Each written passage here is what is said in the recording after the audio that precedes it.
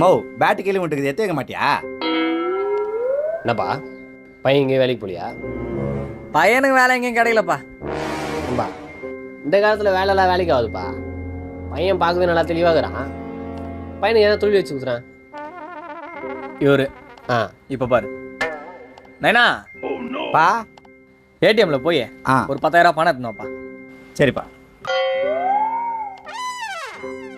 பாத்தியா ATM card எடுக்காமலே போறான். நைனா சொல்லுப்பா. ஏடிஎம்ல பணம் எடுக்கா, ஏடிஎம் கார்டு வேணும்பா. ஐயோ மறந்துட்டேன்பா.